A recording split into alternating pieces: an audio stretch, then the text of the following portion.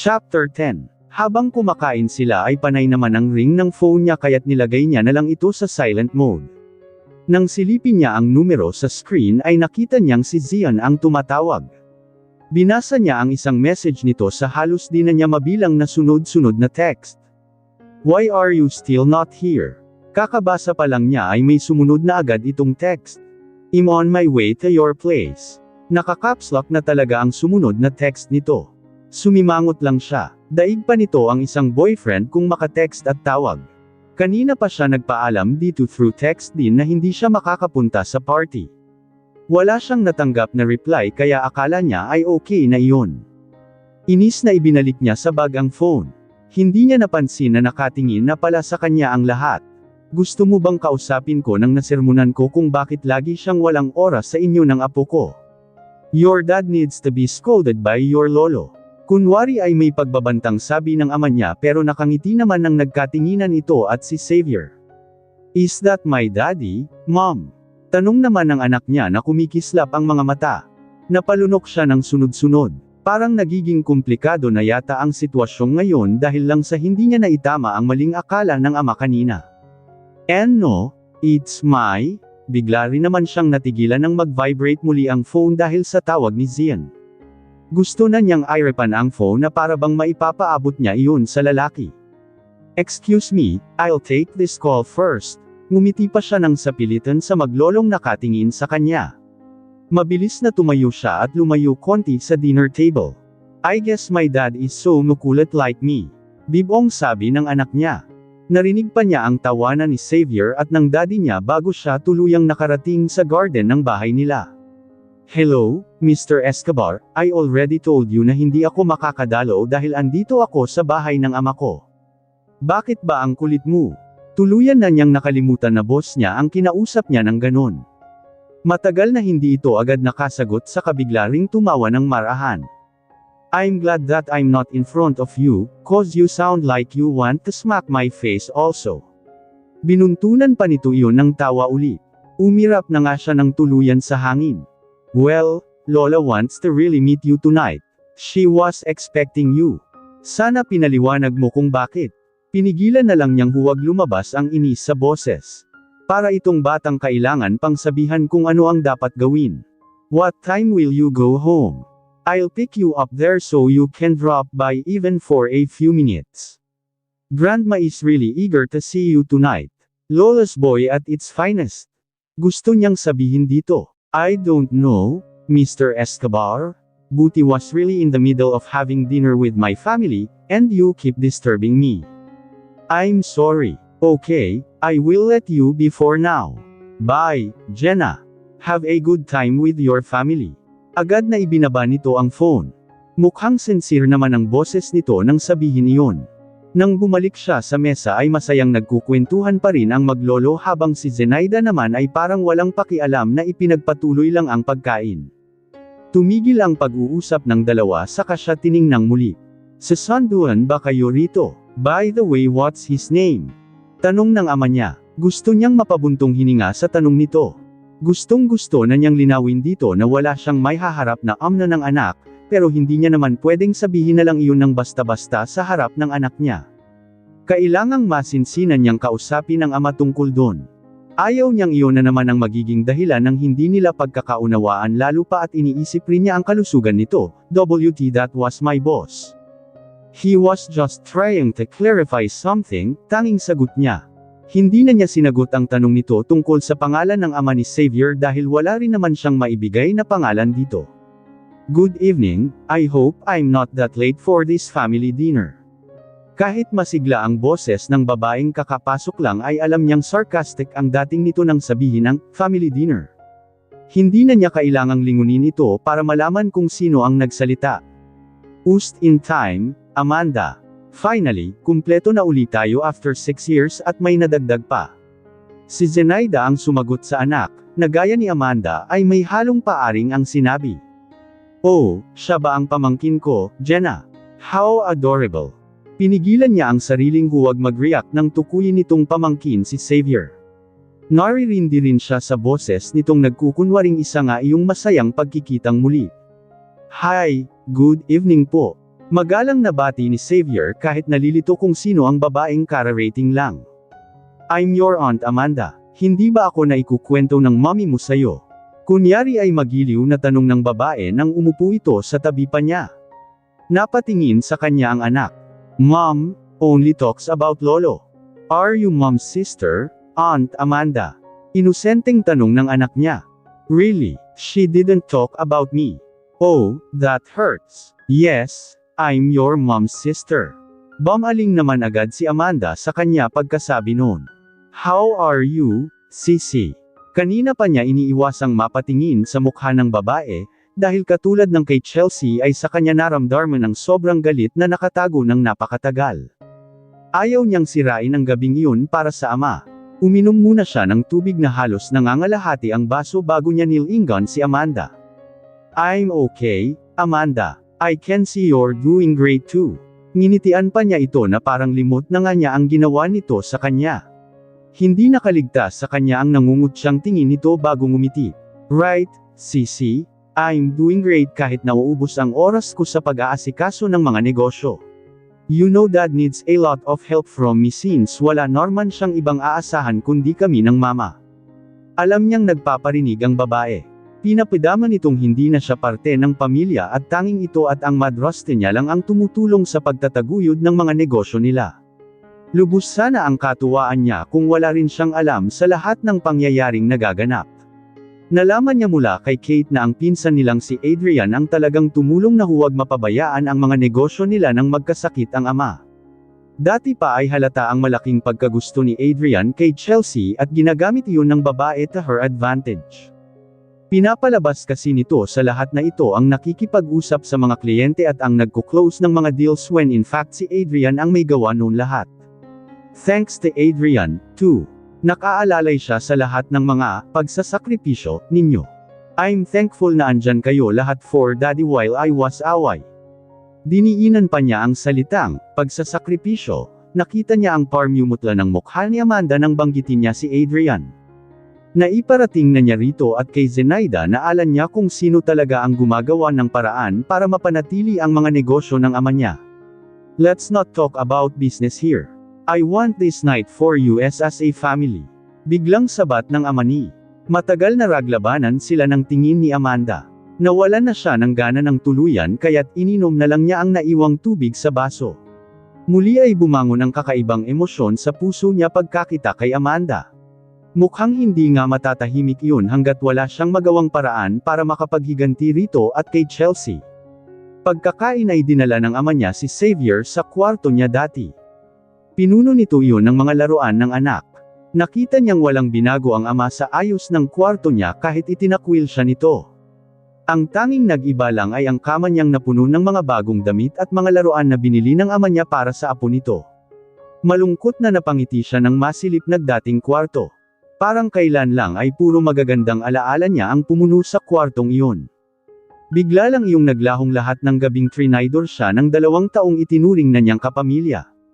Muli ay napalitan ng galit ang ekspresyon ng mukha niya, lalo pa nang nakita pa niya ang larawan nila ni Amanda na nakadikit sa pinto ng kabinet niya. Agad na lumapit siya kabinet habang busy ang ama niya at anak na nakaupo pareho sa kama habang tinitingnan isa-isa ang mga laruan at mga damit na nakapatong doon. Galit na tinanggal niya ang larawang iyon at pasimpleng nilamuko sa kaibinulsa. Hindi niya iyon maitapon basta-basta sa bahay nila at baka makita pa ng ama. Mabuti na lang at umakyat agad sa mga kwarto nila ang mag-ina nang matapos ang dinner. Hindi niya kasi matagalan ang mukha ng dalawa. Tahimik na lumabas siya ng kwarto at hinayaan na muna ang maglolo.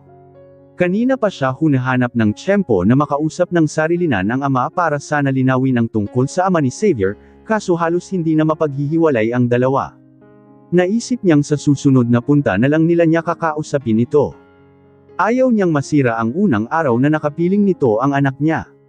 Mag-aalas 9 na ng gabi nang magpaalam siya sa ama.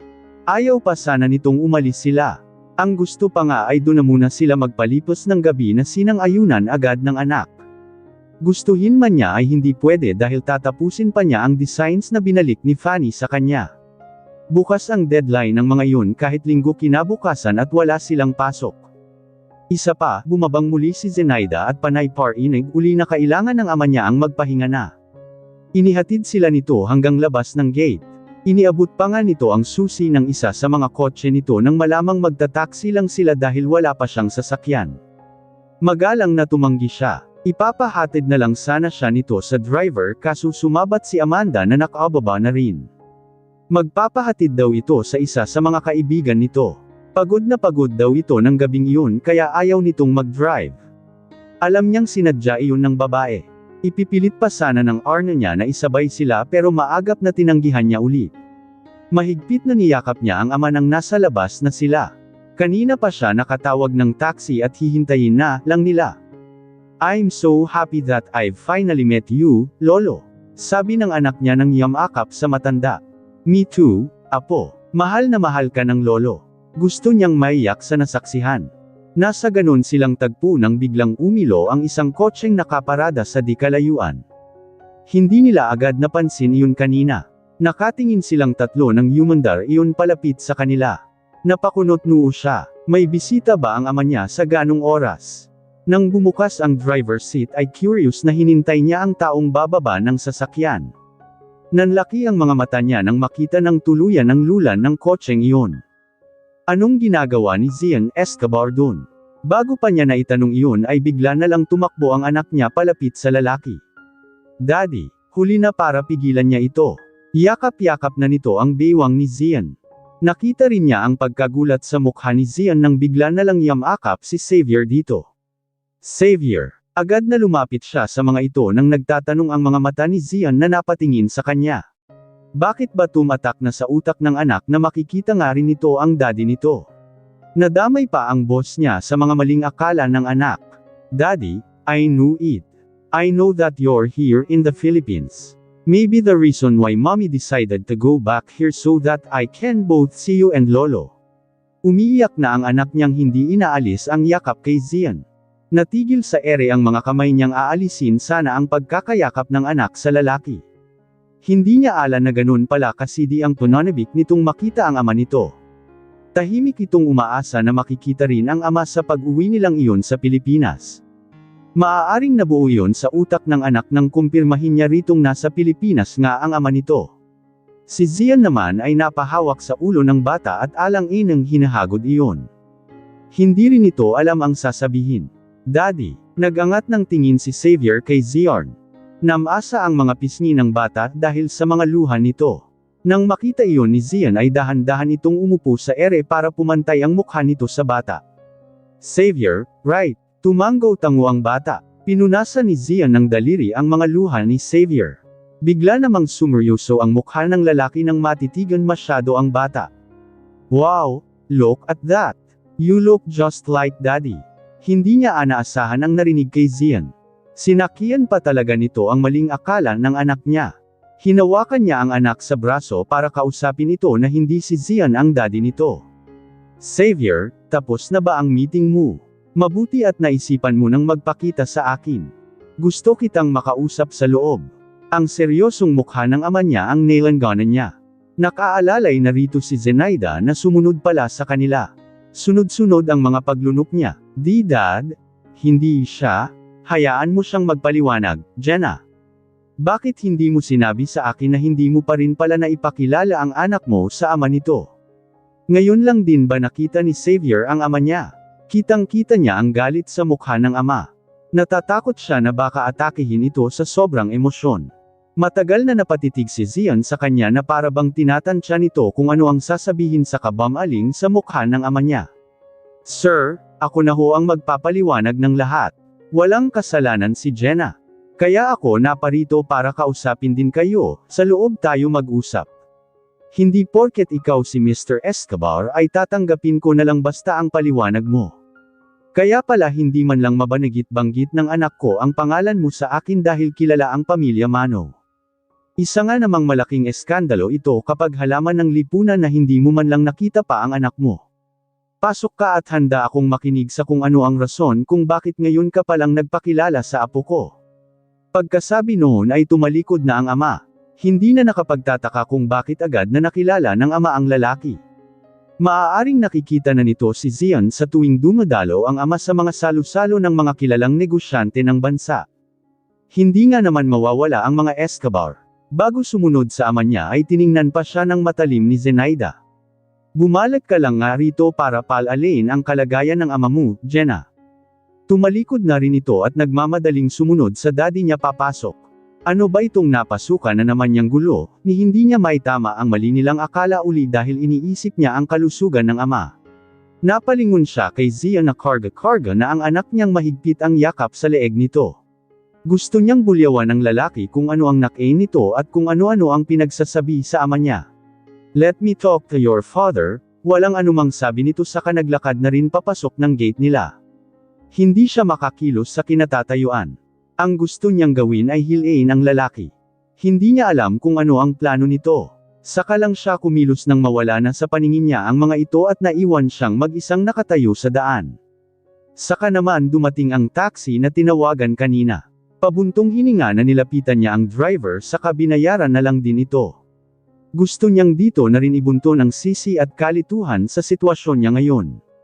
Kung dumating ba naman ito ng maaga-aga, hindi sana siya naligay sa ganong dilema. Pero mukhang kanina pa nakaabang si Zion sa labas ng bahay nila. Iniwan ba nito ang party ng pamilya nito para lang hintayin sila sa labas? Kung minsan hindi niya masakyan ang trip ng lalaki, mas lalo ngayong basta-basta na lang nitong inaako ang anak niya sa harap pa mismo ng ama niya. Kitang-kita ang pagkagulat sa mukha ni Amanda na papalabas na sana ng bahay. Zion Escobar, Mr. Escobar, bakit oh, my? Natanggap ninyo na yung proposition ko na, Aunt Amanda, meet my daddy. Nakangiting putol ni Xavier sa pagkawindang ni Amanda. Saka lang napagtuunan ng pansin ni Amanda na karga-karga pala ni Zion ang anak niya. Di daddy. Daddy mo si Zion. I mean si Mr. Escobar. Napabulalas na tanong nito sa kanyang anak. Hindi pinansin ni Zion si Amanda. Tuloy-tuloy lang ang paglakad nito pasunod sa ama niya. Nang makita siya ni Amanda ay kukumpirmahin sana nito ang sinabi ng anak niya rito, pero dagliring itinikom ang bibig nang makitang naguguluhan at nagwo-worry ang ekspresyon ng mukha niya habang nakasunod sa dalawa. Let's talk inside my library, Mr. Escobar. Nanatiling formal at matigas ang boses ng ama niya. May inutos muna ito kay Zenaida kaya't umalis ang madrasta sa tabi nito. Nang ibaling nito ang tingin sa anak niya ay sakalang lamambat ang ekspresyon ng mukha nito. Lumapit pa ito sa lalaki para kausapin ang apo nito. Xavier, apo, dun ka na muna kay mommy, okay? Kakausapin ko lang ang daddy mo. Hinagod pa nito ang buhok ng apo nang sabihin iyon. Okay, lolo, mabilis na sang-ayon ng anak. Agad na nilingon siya ni Xavier. Si Zion ay humarap sa kanya para ibigay muna ang bata. Nang magtama ang mga mata nila ay nagbabanta ang tingin niya. Hindi naman natinag ang lalaki sa tinging ipinukul niya rito. Lumapit siya sa dalawa para kunin si Xavier sa pagkakarga ng lalaki. Go to mommy first. Wait for me, okay. Masuyong sabi ni Zion nang parang ayaw bumitiw ng anak niya rito nang akmang kukunin na niya ito. What are you trying to do? She hissed nang makakita ng pagkakataon na makausap saglit ang lalaki. Mahinang-mahina ang boses niya sa takot na marinig ni Xavier na bumaba na at hawak niya ang isang kamay. Muntik pa siyang mapapiksi nang maramdaman ang mainit na palad ni Zion na nakahawak na sa pisngi niya. Let me handle this. I know you need my help this time, pabulong din na sagot ni Zion sa kanya. Save your worries, Jenna, hindi ko sasaktan si Mr. Escobar. Narinig nilang sabi ng ama niya na kanina pa pala nakamasid sa kanila. Inakala yata nitong nagpapanik at nagwo-worry siya na baka kung ano ang mangyari sa pakikipag-usap ng ama kay Zion. Narinig niyang muli ang mahinang tawa ni Zion na sa kanya pa rin nakatingin. See, I think ngayon pa lang ay boto na ang papa mo sa akin. Siya lang ang pinarinig nito noon. Umirap siya at mabilis na inalis ang kamay nito sa pisngi niya. Good luck, Daddy. Biglang sabi ng anak niya nang sumunod na si Zion papasok ng library ng ama. Lumingon ito sa kanila saka ngumiti sa anak niya. Thank you, son. Son. Abat papanindigan pala talaga ng lalaki ang kasinungalingan nito. 5 minutes pa lang sa loob ang dalawa pero pakiramdam niya ay napakatagal na noon. Napayuko siya sa anak ng hilain nito nang mahina ang kamay niyang nakahawak pa rin dito. Mom, let's sit down. Saka lang niya napansin na nanatiling nakatayo pa rin pala sila. Walang imik na dinala nga niya ang anak sa sala para makaupo sila. Mom, Lolo said he will bring the things he bought me to our house tomorrow. But I can bring any toys thought he, want now muna. Can I go upstairs to check my toys? Palam nito sa kanya. Yeah, just be careful climbing up the stairs, okay? Yes po, masayang sabi nito saka umalis na nga. Hindi siya mapakali sa kinauupuan kaya tumayo siyang muli saka nagpalakad-lakad. Is Zian Escobar really the father of your son? Paano kayong nagkakilala? Sa UK ba? Bakit hindi ko man lang nabalitaan na may anak na pala? I won't answer any of your questions.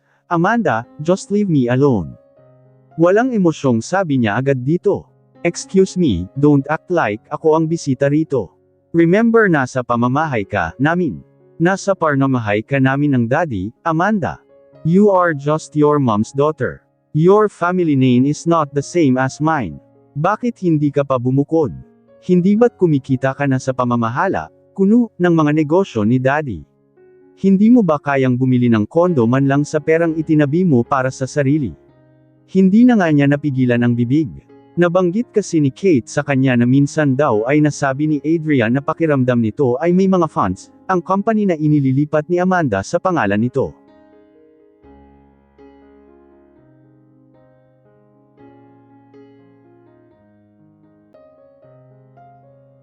Chapter 11. Lasing daw noon si Adrian nang magkwento kay Kate. Broken-hearted na naman daw kasi ito dahil kay Amanda. Nang tanungin daw uli iyon ni Kate sa lalaki kinabukasan ng matino na ang pag-isip ng lalaki ay dini-deny na nito iyon. Sinabi lang ni Adrian na lasing lang siya kaya't kung ano-ano lang ang pinagsasabi niya. Are you accusing me, Jenna? Bakit andito ka ba noong kailangan ni daddy ng tulong mula sa pamilya niya? Andito ka ba noong, sino ba ang pinakadahilan kung bakit nawala ako rito, Amanda? Do you think kinalimutan ko na lahat? Hindi mo ba naisip na baka bumalik ako para makuha ang hustisya kahit 6 na taon na ang lumipas? Nanatiling mahinahon ang boses niya pero dama niya agad ang takot ni Amanda. Bigla itong namutla sa sinabi niya. Nang mahimasmasan ay saka ito sumagot sa kanya. Well, kung kaya mo uling bigyan ng kahihiyan ang ama mo sa paghahabol ng hustisya na iyan, Jenna, go ahead. Of course, I'll see to it na aabot na sa iba ang iskandalong iyon. It doesn't matter kung makakaladkad ang mga pangalan namin cause we will drag your name too. Sa kalagayan ng daddy ngayon daddy ko lang, Amanda. Sino ba ang may sabing sa korte ko hahabulin ang hustisya? Are you threatening me, Jenna? Are you threatened already? Naglabanan sila ng tingin. Kusa nang tumalikod si Amanda sa kanya saka lumabas ng bahay. Ang totoo ay hindi rin niya alam kung paano niya makukuha ang hustisya sa nangyari sa kanya dahil naisip niya rin ang kalagayan ng ama. Sa ngayon, ang alam lang niya ay hindi niya rin patatahimikin ang buhay ni Chelsea at Amanda. Saka na niya iisipin kung sa paanong paraan siya makakaganti. Muli ay bumalik ang isip niya sa dalawang lalaking hindi pa rin lumalabas ng library. Umupo na lang siyang muli para pakalmayan ang sarili. Nanatiling nakatingin siya sa sahig nang marinig ang boses ng ama. I wish you luck. I know my daughter. You really need to exert a lot of effort to win her back. Tinapik pa nito ang balikat ni Zian na para bang pinapalakas ang loob ng lalaki. Ano raw? Win her back. Ano kaya ang pinagsasabi ng lalaki sa ama niya? Thank you, sir. Sagot naman ni Zian. Oh, stop calling me sir. Jenna might react violently if I try to call you dad. Nanatiling seryoso ang mukha ni Zian nang sabihin iyon sa ama niya. Nagulat pa siya sa malakas na tawa ng ama niya. Kumunat palalo ang noo niya sa mga narinig at nasaksihan. Napilitang sumabay na rin siya kay Zian kasama ang anak nang umalis sila ng bahay ng ama. Katie na siyang tanungin ng lalaki kung ano ang napag-usapan ng dalawa pero hindi niya ito nakausap sa harap ng anak.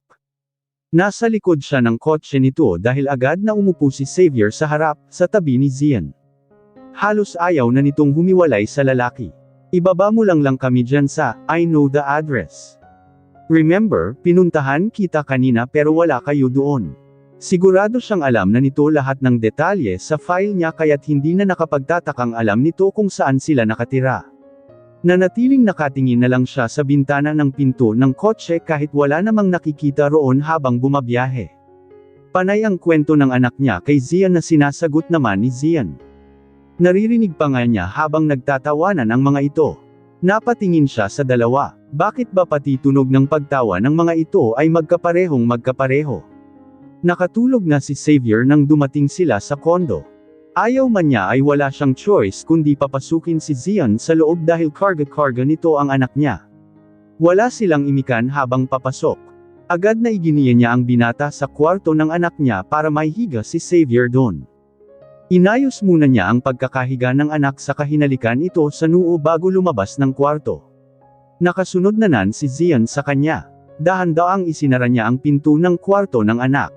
Nang tuluyang maisara iyon ay dumiretso na siya sa sala dahil alam niyang susundan pa rin siya ni Zian. Gusto niyang magkalinawan sila bago ito umuwi. What was that all about? Hindi na siya nagpaligoy-ligoy pa nang itanong iyon dito pagkarating nila sa sala. Would you rather let me tell straight to your son's face that I'm not his father and crush that happiness on his face? Walang anumang sagot nito. Hindi siya agad nakapagsalita. Alam niyang ayaw din niyang mangyari iyon. But then, you can correct it to my father. At least noong nagkausap kayo. What the hell did you tell my father anyway? And risk your father's health. I'm sure you're already aware that my grandma did a thorough background check on you and your family so she would know how she could offer help to you. Ang lola ko ang klase ng taong hindi matatahimik hanggat hindi nakabayad ng utang ng loob, plus of course, the guilt. It's so hard living all your life with the feeling of guilt. Kung maibabalik ko lang, mas gugustuhin kong hindi ibinuwis ng ina mo ang buhay niya para sa akin. The thought of knowing na may isang anak itong naulila just to save someone else's child is not easy to bear. I get it. Alam din naman nating lahat na kahit anong klase ng repayment ng utang na loob pa ang gagawin ninyo ay hindi na maibabalik ang buhay na nawala. To be honest, I can't help feeling bad. Dahil matagal kong inaasam na makapiling muli ang ina ko tapos malalaman ko na lang napatay na pala siya. Hindi ko may sisi sa inyo ang pangyayaring iyon dahil walang may gusto noon kahit sino sa atin. All we can do is move on. I don't need any help from Mrs. Conchita, especially not from you. Matagal na nakatingin lang ito sa kanya bago nagsalita. Again, my question is, kaya mano bang ilagay sa alanganin ang buhay ng ama mo para lang maitama ko ang maling akala nila? Hindi siya nakaimik muli. You see, I did what I did earlier just because of utang na loob pa rin. I did it because you badly need my help. Alam nating dalawa, it was the right thing to do at that time. Panipituldok. Nakuha niya ang punto ng lalaki. Hindi rin niya ma-imagine kung ano ang magiging kahihinatnan kung ora-orada nitong itinanggi ang pag-akala ng ama niya at ng anak na ito nga ang ama ni Xavier. What we can do now is go with the flow first. Slowly, we'll think of a way kung paano natin maitama lahat. Buti want you to know also, even though you won't accept my proposal, willing akong ipakilala mong ama ni Xavier habang buhay, for what? Bumalik na naman ba tayo sa pagtanaw mo ng utang na loob? Dahil wala akong ibang maisip na dahilan para pumayag kang angkinan ng anak ko na ngayon mo lang nakita. And please, tantanan mo na ako sa proposal mo. Are you bored of being rich, Mr. Escobar? Are you bored with your life? Kaya't kung ano-ano na lang iyang pinagdedesisyon mo sa buhay mano at nadadamay kami ng anak ko. I'm a very busy man, Jenna. I don't even have time to get bored. Ang totoo ay pagod na pagod ang utak at emosyon niya ngayon kaya't gusto na lang niyang umalis na ang lalaki. Ayaw niya munang isipin kung paano niya lulusutan ang problemang ginawa nito. I'm tired, Mr. Escobar. Ayaw ko na munang pag-usapan ang nangyari kanina. Nahahapong sabi niya, my grandma is expecting me to bring you home tonight. I even left the party after the introduction just to make sure I could bring you with me, but I understand. I will let you rest now. Just tell Xavier that, just leave my son alone. I will handle it from here. Thanks, Mr. Escobar. Maagap na putol niya sa sasabihin nito. Sumasakit na ang ulo niya sa problemang kinakaharap. Nagpatiuna na siya sa pinto at inawang iyon ng malaki upang makalabas na ang lalaki. Tumigil ito sa harap niya. "Good night, Jenna. Good night, Mr. Escobar. I hope this is the last time you'll set foot at my place." Hindi man lang niya ito tiningnan nang sabihin iyon. Walang imak na lumabas na ang lalaki at hindi siya sinagot. Agad na isinara na niya ang pinto nang makalabas ito. Gusto niyang itulog muna ang lahat dahil parang sesabog ang utak niya sa dami ng iniisip. Hindi rin naman siya sigurado kung makakatulog nga siya. Sa dami ng magiging komplikasyon ang ginawa ni Zian ay hindi niya alam kung paano masusolusyonan iyon isa-isa, parang gusto na nga lang niya talagang mag-impake at bumalik sila ng anak sa UK. Mula nang bumalik siya ng Pilipinas ay wala yatang araw na may peace of mind man lang siya. Paano niya sasagutin ang anak bukas kapag hanapin nito si Zian sa kanya? Paano kung hihilingin nitong makitang muli ang lalaki sa pag-aakalang ito nga ang ama nito? Ang daming paano. Sa mga tanong pa lang ng anak ay wala pa siyang maisagot. Ang daddy niya, siguradong marami rin itong tanong. Arg! Ayaw man niya ay kailangan niyang makuha ang lahat ng detalyeng sinabi ni Zian sa ama para alam niya kung ano ang isasagot dito. Saka na niya iisipin kung paano at kailan lilinuin ang lahat sa ama. Ngayon ay kailangan niya munang sakyan ang mga pinagsasabi ni Zian, lalo pat pabalik-balik na ng ospital ang ama. Tama nga ang lalaki, hindi niya kayang isakripisyo ang buhay ng ama para lang itama ang maling akala nito. Ewan, nagsimula lang namang naging magulo ang buhay niya dahil sa pagta-trader ni na Chelsea at Amanda. Sa naisip ay nag-iba ang ekspresyon ng mukha niya. Lalong sumisidhi ang galit at ang kagustuhang makaganti sa dalawa.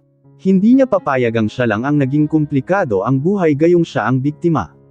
Mas deserve ng dalawa ang magulong buhay, at titiyakin niyang siya ang gugulo sa buhay ng mga ito. Kung paano ay saka na niya iisipin.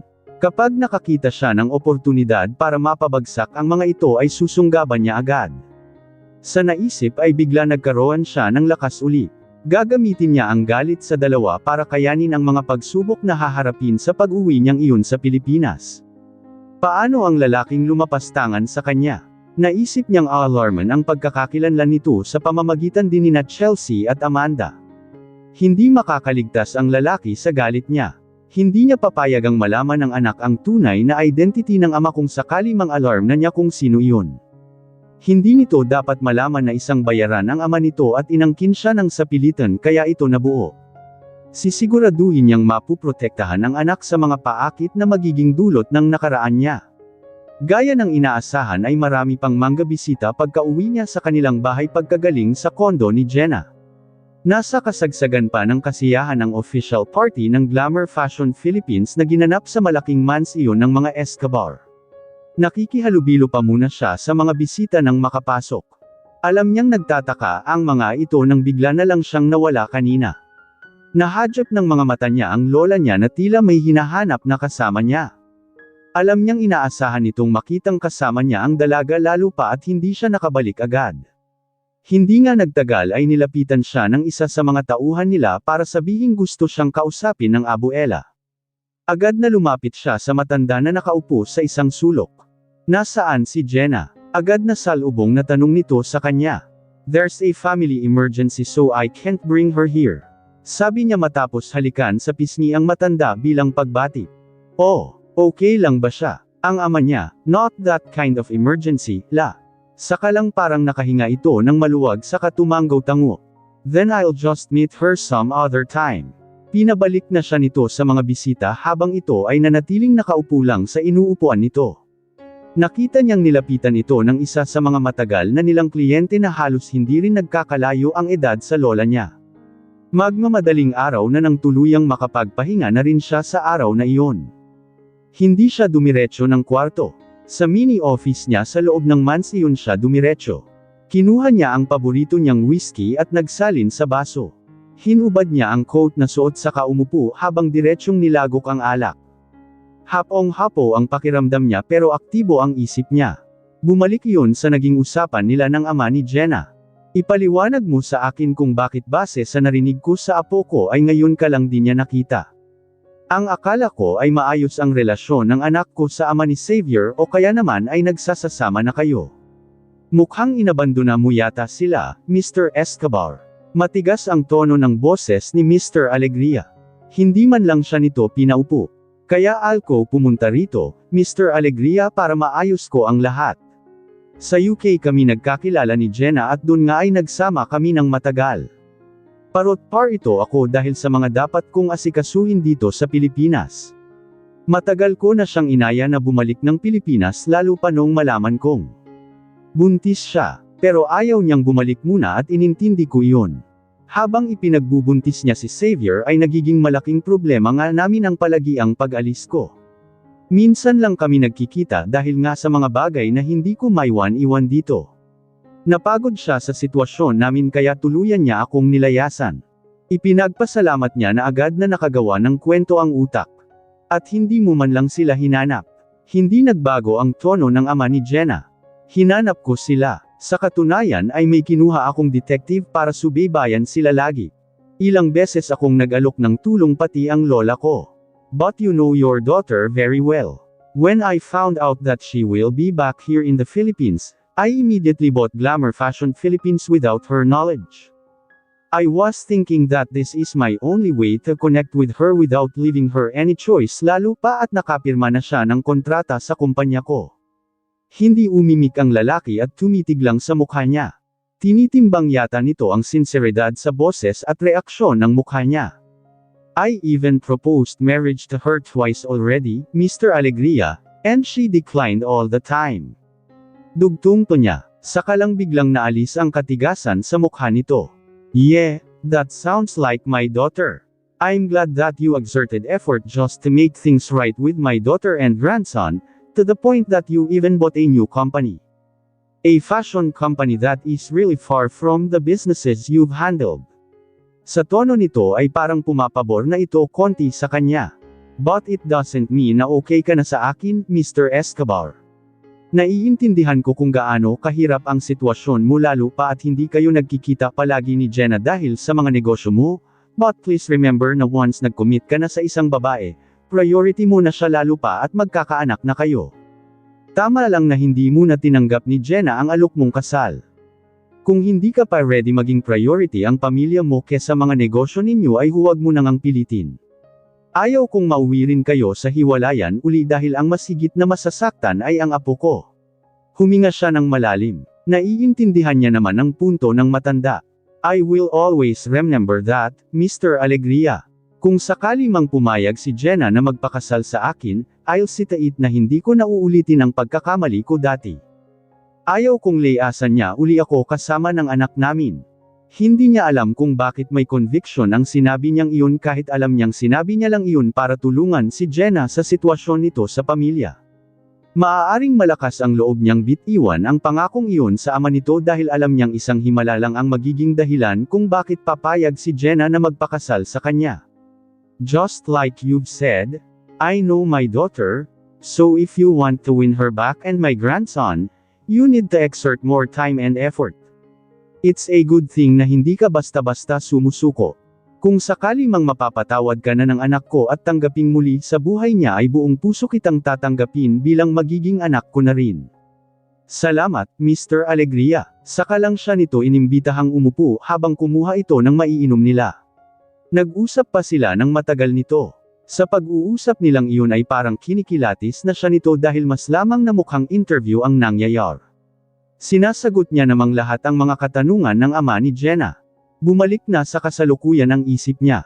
Nagsalin uli siya ng whiskey sa baso at inisang lagok pa rin iyon.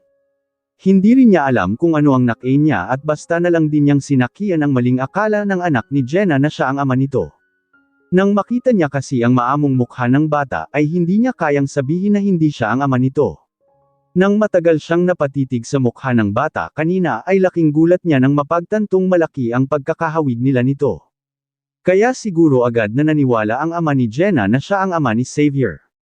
Hindi niya agad napansin ang pagkakahawig niya sa anak ni Jenna nang makita pa lang niya ang larawan nito. Siguro dahil bata pa ito sa larawang ipinakita ng lola niya sa kanya. Hindi niya naman maintindihan sa sarili kung bakit handa siyang kilalanin ng anak ni Jenna bilang ama kahit pa ayaw pumayag ni Jenna na magpakasal sa kanya. Wala kasing maibigay na kahit anong impormasyon ang detective na binayaran nila tungkol sa ama ni Xavier. Naaawa siya sa kaalamang wala itong kinagis ng ama. Base sa kasiyahan sa mukha nito kanina nang makita siya ay dama niya ang sobrang pananabik nito sa totoo nitong ama.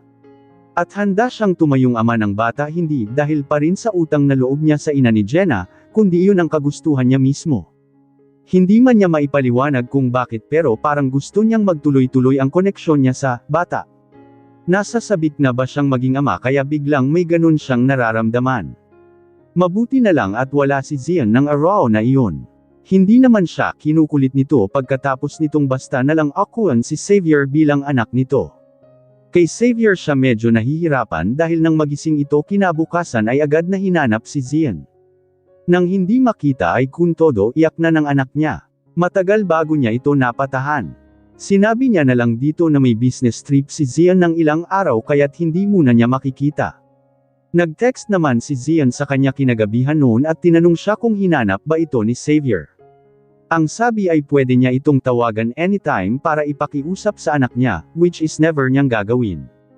Gusto niyang minus sa ginawa ni Zian dahil pati sa anak niya ay napipilitan na siyang magsinungaling sa isang bagay na pinaka-importante para rito.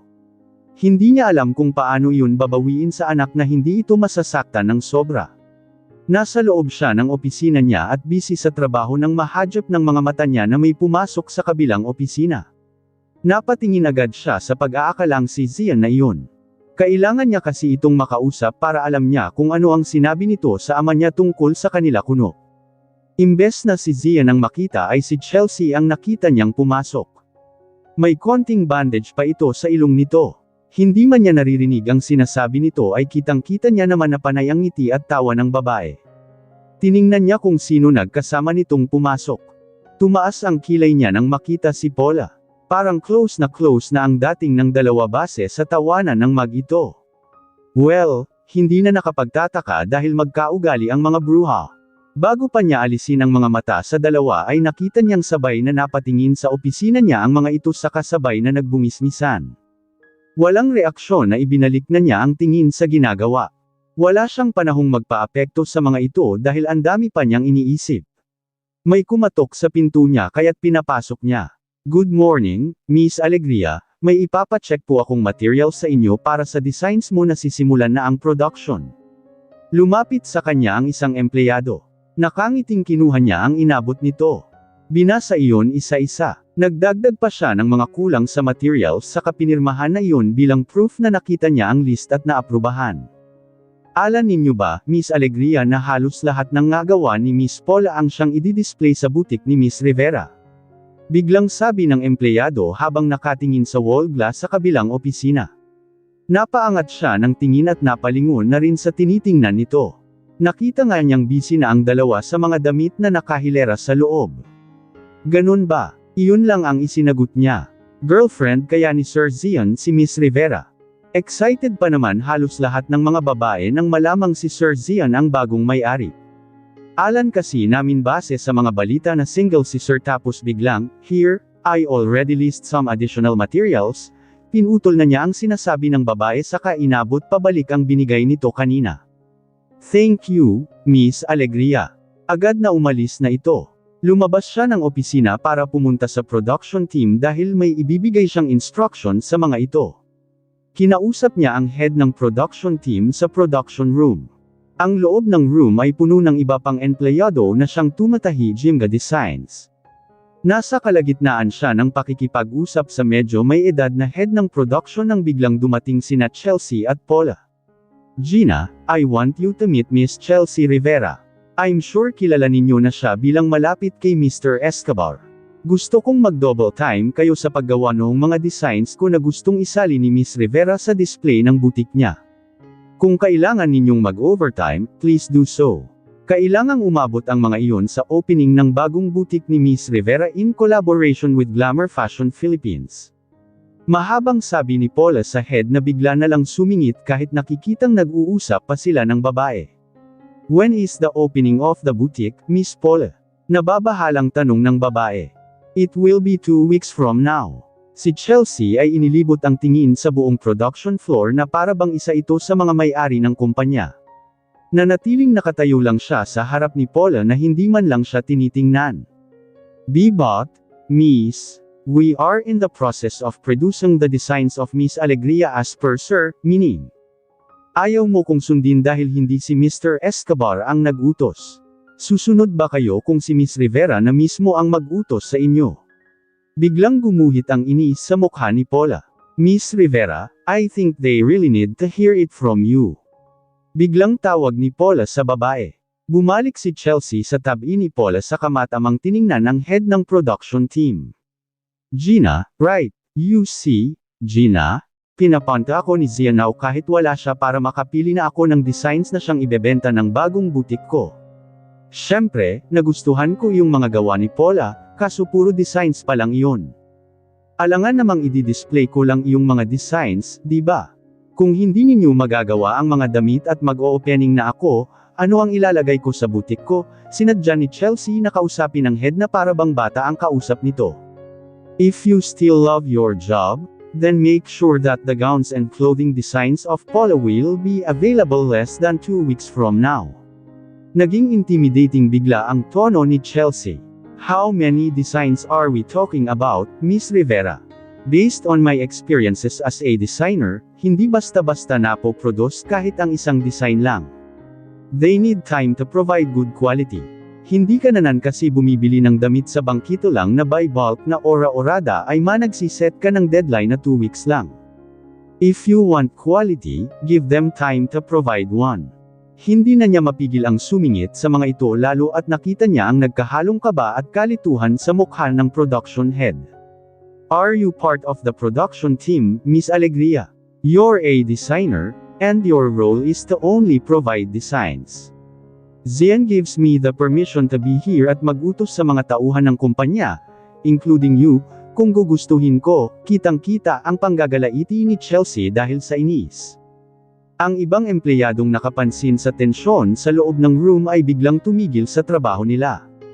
Imbes na patulan si Chelsea ay ibinaling niya ang tingin sa head. It's okay, Miss Ramos. You can prioritize first Miss Malnegro's designs. Saka ninyo na lang muna isunod iyong sa akin. I can suggest to Mr. Escobar to have a separate team if needed para both deadlines will be met. Nginitian pa niya ang babae na sakalang nawala ang pagkabahala sa mukha nito. Thank you, Miss Alegria, sabi pa nito. Aalis na sana siya nang biglang nagsalitang muli si Chelsea. I've seen your designs, and I don't like any of it.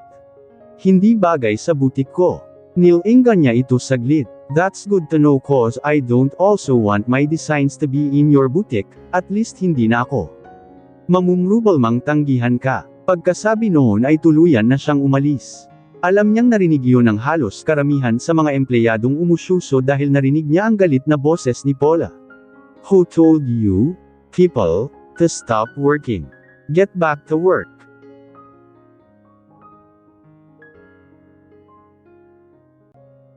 Chapter 12. Kunot noong napatingin siya sa invitation na nasa ibabaw ng mesa niya. Nang buksan niya iyon ay biglang nanlaki ang mga mata niya nang mabasang invitation iyon para sa annual runway fashion show, kung saan naka-showcase ang mga gawa ng mga sikat na designer sa Pilipinas.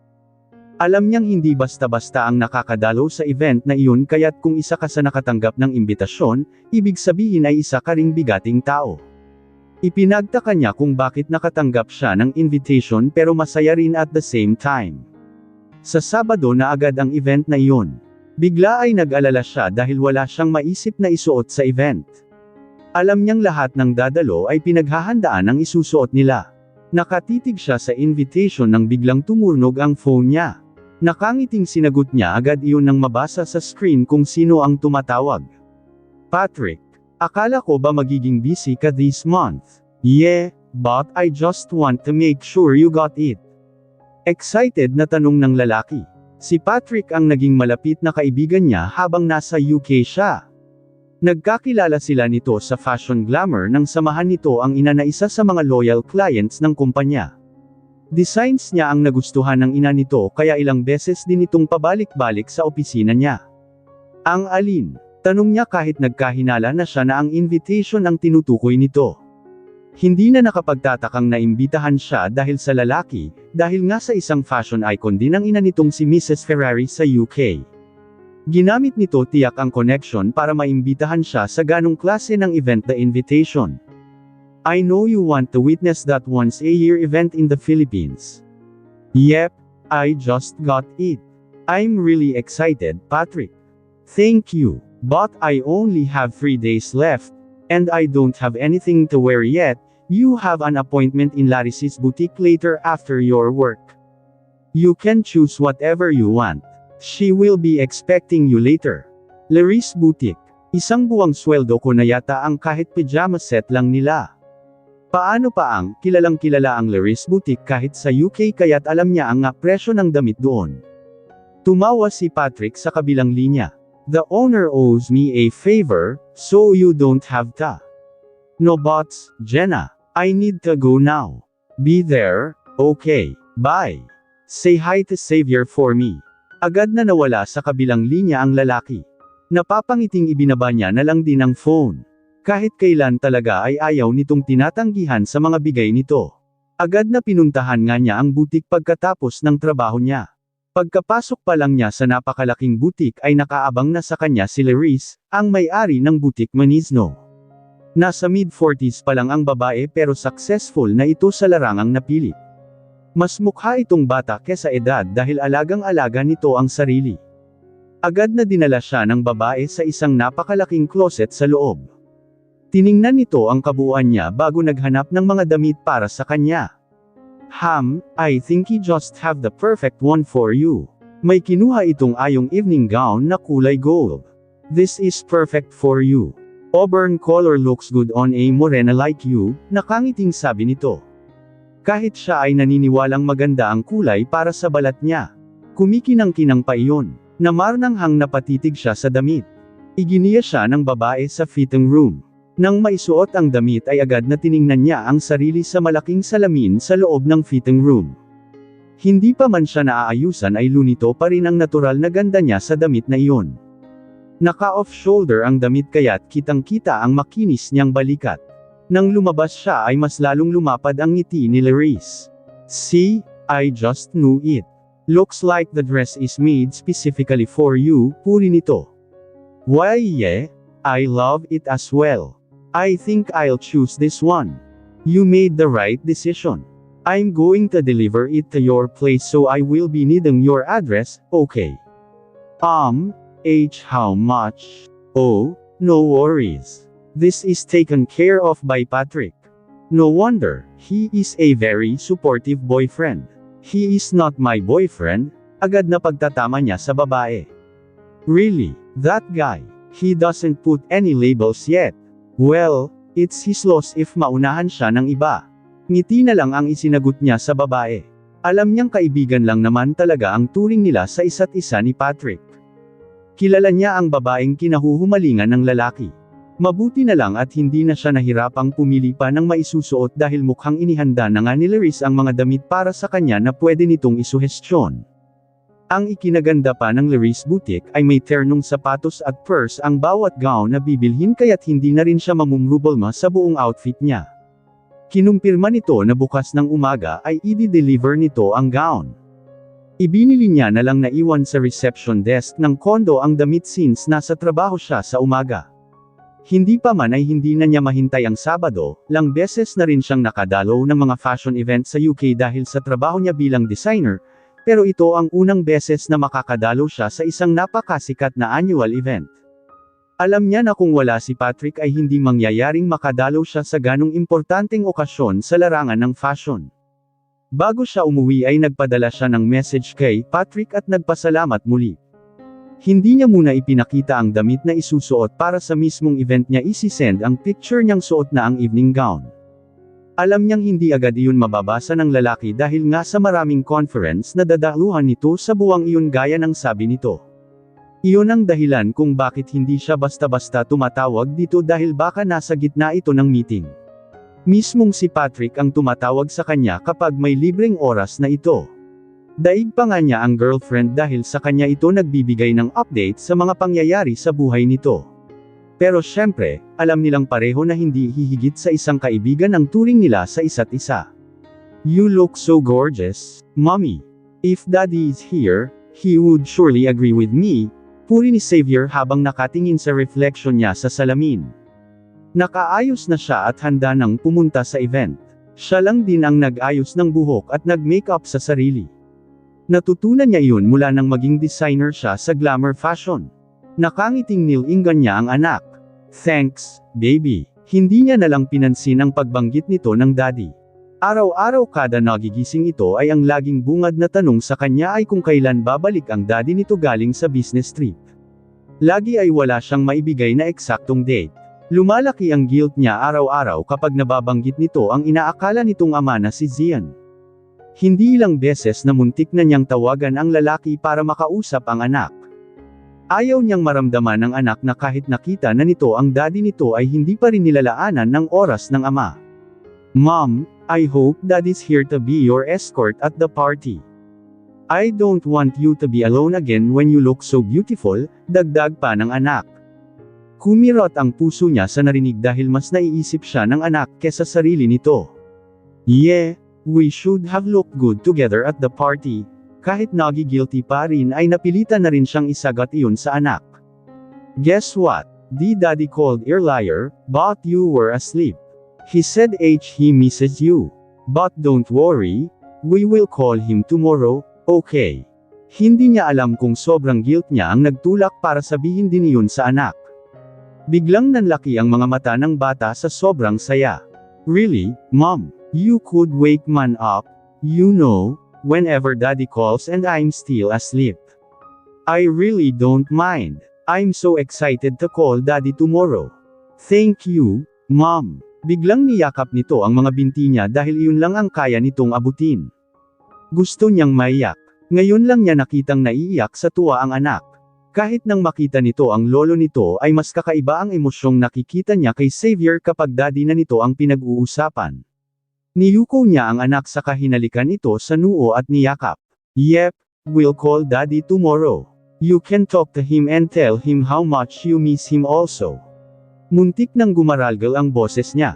Pilit na sinusupil niya ang mga luhang nagbabantang umagos sa mangga mata. Kumalas sa pagkakayakap sa kanya ang anak saka tumitig sa kanya ng matagal. Thank you, Mom, for letting me know my dad already. I will never be bullied again because I have my own daddy na. Were you bullied at school? Agad na nag-aalalang tanong niya. Hinaplos niya sa pisngi ang anak. Hindi niya alam na binubuli na pala ang anak dahil sa wala itong maipakilalang ama. Not here in the Philippines, though. My classmates and friends at school here are great. I'm happy here, Mommy. I'm really glad we're here in the Philippines na. Ngumiti siya sa nalaman. Hindi kasi nagkukwento ang anak ng mga hindi magandang naranasan nito sa UK. Kapag tinatanong niya ito ay matipid lang ang nagiging sagot nito. Ngayon lang din niya napagtanto na mula nang dumating sila sa Pilipinas ay mas nagiging open at expressive sa kanya ang anak. Tell me if may mambo bully ulit sa'yo, ha? Masuyong sabi niya. Of course. Especially now that daddy's here, no one can bully me again. They should be afraid of my daddy. Wala na yatang bukang bibig ang anak kundi ang inaakala nitong daddy na si Zian. Alright, I'll be going now. Behave okay, while I'm away. Pinisil pa niya ang tungki ng ilong ng anak. Ipinagbili niya ito kay Yaya Midang. Wala pang 8:00 ng gabi ay pumara na siya ng taxi papunta sa venue. Nang makarating ay kitang-kita agad ang liwanag kahit nasa labas pa lang siya ng malaking venue. May mga nakikita siyang mga politiko at English celebrities na dumalo. Huminga siya ng malalim sa sobrang excitement. Ang imbitasyong nakuha niya ay sa front seat mismo. Napangiti siya nang maalala si Patrick. Itinudo na talaga nito ang pabor na ginawa sa kanya at inihilera pa siya sa mga importanteng tao sa larangan ng fashion. What are you doing here? Agad siyang napalingon sa boses na may halong disgusto. Alam na niya kung sino yun pero gusto pa rin niyang kumpirmahin. Nakita nga niya si Chelsea na hindi makapaniwalang andon siya. Nakilala niya agad na ang design ni Paula ang suot nito. Iyon ang damit na na-feature minsan ni Fanny sa meeting nila minsan. Iyon daw kasi ang pinakamahal sa mga designs ni Paula. I'm invited here, maikling sagot niya. By whom? Hindi naaalis ang pagdududa sa boses ni Chelsea. None of your business, Chelsea. Tatalikuran na niya sana ang babae dahil ayaw niyang masira ang gabi niya pero bigla siya nitong hinayla. Inis na hinarap niyang muli ang babae. Don't make a scene here, Chelsea. Mahina lang ang boses niya pero halata ang tinitimpi niyang galit. Or what? Are you going to punch me again? Go ahead nang palayasin ka sa event. Hindi nga natatakot na sabi ni Chelsea dahil alam niyang pinuprovoke siyang muli nito para magkaroon ng eskandalo at mapalabas nga siya nang wala sa oras. Tatalikuran niya na lang sana ito nang mahadjap ng mga mata niya si Zian. Kung hindi niya lang ito kilala ay akalain niyang isa ito sa mga modelong rarampa sa stage. Miss Alegria, fancy meeting you here. Are you with someone? Agad na naghagilap ang mga mata ni Zian na maaaring kasama niya sa event. Si Chelsea ay biglang nawala ang pagkairita sa mukha sa nakangiting bumaling kay Zian. No, Mr. Escobar, I'm here alone. If you both excuse me, agad na paalam niya. Si Chelsea ay nanguuyang pa ang ngiti na umabrishet sa lalaki. Kapag nasa tabi niya si Zian ay sinisigurado niyang nakahawak siya lagi rito. Gusto niyang iparating sa lahat ng mga babaeng ando-ean na siya ang kasama ni Zian. Mas lalo niyang magugustuhan kapag nag-a-assume ang mga panauhin doon na girlfriend siya ng lalaki. Miss Alegria, habol na tawag ni Zian. Nagtatakang napalingon siyang muli sa mga ito. Yes. Matagal na tinitigan siya ng lalaki bago nagsalita. You're absolutely stunning tonight. Hindi niya inaasahan ang papuring iyon galing kay Zian lalo pa sa harap ni Chelsea. Nakita niya nang mapatingin ang babae rito habang napasimangot. Napalunok muna siya bago sumagot, "Thank you, Mr. Escobar." Iyon lang at tuluyan na niyang tinalikuran ang dalawa. Iginiya siya ng isang usherette sa upuan niya narn ibigay niya ang kanyang invitation card. Pabor na pabor nga ang pwesto niya sa event na iyon. Binigyan pa siya ng drinks ng isang waiter narn makaupo na siya. Arg! I can't believe how unlucky I am tonight. Kahit hindi yun kalakasan ay dinig na dinig niya dahil nasa tabi na niya mismo ang nagsalita. Gustong umikot ng mga mata niya nang makita si Chelsea. Hula niya ay ito ang magiging katabi niya sa upuan. Imbes na umupo si Chelsea ay nakahalukip-kip lang ito habang nanatiling nakatayo. Are there any other available seats, Zian? Nilingan nito si Zian na papalapit sa kanila. I still have the trauma, you know. Kunyari pa ay parang takot ang boses nito na humarap sa lalaki habang nilingan siya saglit. Alam niyang pinapalabas nitong takot pa rin ito sa kanya dahil sa pagsuntok niya sa ilong nito. Ibinaling na niya sa harap ang tingin at planong huwag nang pansinin ang pag-iinarte ng babae. You sit on my. Instead, walang anumang sabi ni Zian. But, hindi na naituloy ni Chelsea ang sasabihin dahil iginaya na ito ni Zian sa upuan na katabi sana ng uupuan nito. Hindi na niya tinitingnan ng dalawa. I'm glad you're able to attend this event, Jenna. Bigla siyang nanigas nang maramdaman ang mainit na hininga ni Zian sa naileeg niya. Hindi niya tuloy alam kung matutuwa ba siyang ito ang katabi niya sa halip na si Chelsea. Mabuti na lang at nagsimula na agad ang runway fashion show. Doon na natuon ang atensyon niya at tuluyang nakalimutan ang dalawa sa tabi. Hindi niya mapigil ang mamangha sa mga gawa ng mga designers na naging idolo niya. Iyong excitement niya na makita mismo ang mga designs ng mga ito ng malapitan ay hindi niya maitago. Hindi na nga niya namamalian na napapatakip pa siya minsan sa bibig para takpan ang pag-awang noon. Para siyang isang fan ng isang sikat na singer na nanunood ng concert. Kulang na lang ay tumalon-talon siya sa tuwa. Mas lalong nanlaki ang mga mata niya nang sumabay na sa pagrampa ang designers ng gabing iyon. Napapahawak na ang dalawang kamay niya sa magkabilang pisngi habang hindi inaalis ang mga mata sa stage. It's more entertaining looking at your reactions rather than the models on the stage. Bigla siyang napalingon nang magsalita bigla si Zian. Saka lang niya naalala na katabi nga pala niya ang lalaki. Mabilis na inalis niya ang mga kamay sa pisngi saka naging formal na muli ang mukha. I'm sorry if I ruined this moment for you. Agad na hindyang paumanhin nito nang nawala ang ngiti sa mga labi niya. Please continue watching, don't mind me. Dugtong nito na sinisimsim ang hawak na glass na may wine. Anong pinag-uusapan ninyo, Zian? Biglang singit ni Chelsea nang mapansin silang nag-uusap. Hindi nito pinalampas ang pagkakataong tapunan siya ng matalim na tingin lalo at hindi nakatingin dito ang lalaki. Nothing, maikling sagot ni Zian na ibinaling na ang mga mata sa harap. Inalis na rin niya ang tingin sa mga ito at ibinalik na ang atensyon sa stage. Mabuti na lang at hindi na siya kinausap ni Zian. Nabuhos na muli ang buong atensyon niya sa harap. Ayaw niya pa sanang matapos ang event pero nagsalita na ang host pagkatapos ng final ramp. Inanunsyo rin nito ang pagsasalo pagkatapos. Hindi niya palalampasan ang pagkakataong makita sa malapitan ang mga designers dahil alam niyang present ang mga ito pati na ang mga model sa pagsasalo para sa mga umattend. Nauna na siyang tumayo para hindi makasabay sina Zian at Chelsea. "Are you that hungry, Jenna?" Biglang sabi ni Chelsea nang makitang tumayo na siya. Gusto niyang mapabuga ng hangin sa inis. Ayaw yata talaga siyang tantanan ng babae. Nang tumingin siya sa mga ito ay nahuli niya ang pagtitig ni Zian na parang malalim ang iniisip. Hindi nga yata nito narinig ang sinabi ni Chelsea dahil nakatingin lang ito sa kanya. Hindi niya sinadyang mapasinghap sa biglang pagkabog ng dibdib. Nang parang matauhan din si Zian sa pagtitig sa kanya ay magkahinang na ang kanilang mga mata. Napansin iyon ni Chelsea kaya tumayo na rin ito saka tumayo sa harap ni Zian. "Oh, I think I'm starving too, Zian." Napakurap-kurap pa siya ng matakpan na ng likod ni Chelsea ang lalaki kaya't naputol ang pagkakahinang ng mga mata nila ni Zian.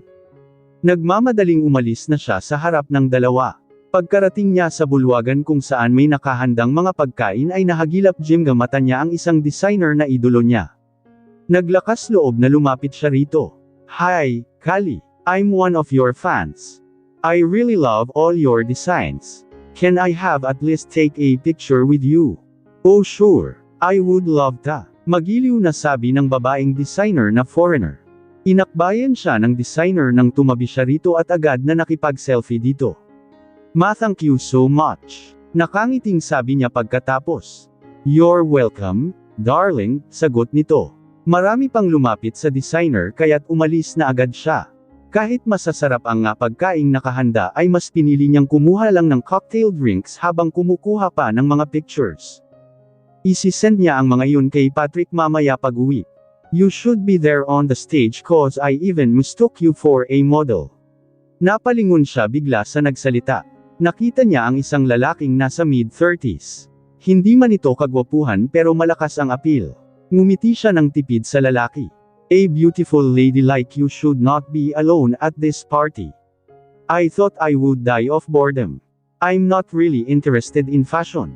I was just invited by a friend. I almost backed out. It's a good thing I didn't."